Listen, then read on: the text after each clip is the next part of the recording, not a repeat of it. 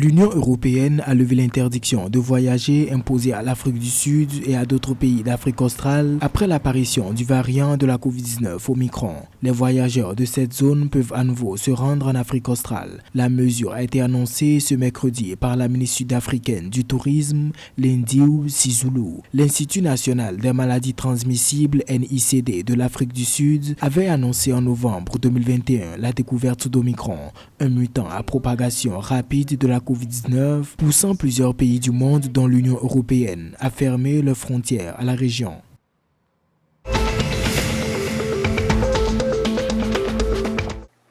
Durant les 11 premiers mois de l'année 2021, la production pétrolière de l'Angola a atteint 374,8 millions de barils, avec une moyenne quotidienne de 1,1 million de barils. C'est ce qu'a annoncé jeudi 14 janvier 2022 l'Agence nationale du pétrole, du gaz et des biocarburants. Si la production de décembre clôture à 35 millions de barils, les niveaux pourraient atteindre 409,8 millions de barils par an, précise l'agence. La baisse de la production a fait perdre à l'Angola environ 115 000 barils par jour, provoquant des pertes de revenus quotidiens de 6 millions de dollars, selon le directeur exécutif de Petro Angola, Patricio Kengongo.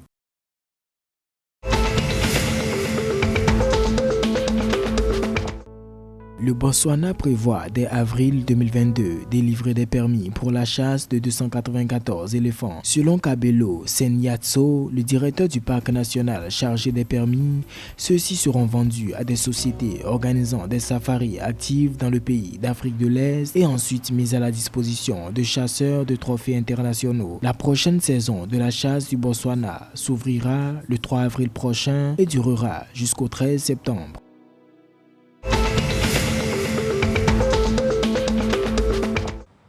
L'Afrique du Sud a lancé jeudi 13 janvier 2022 3 nanosatellites pour surveiller son espace maritime. Construits par des ingénieurs de l'industrie de technologie franco-sud-africain, ces satellites ont été lancés depuis Cap Canaveral aux États-Unis via une fusée SpaceX. Avec cet investissement d'environ 1,5 million d'euros sur 3 ans, l'Afrique du Sud espère de nombreuses retombées économiques.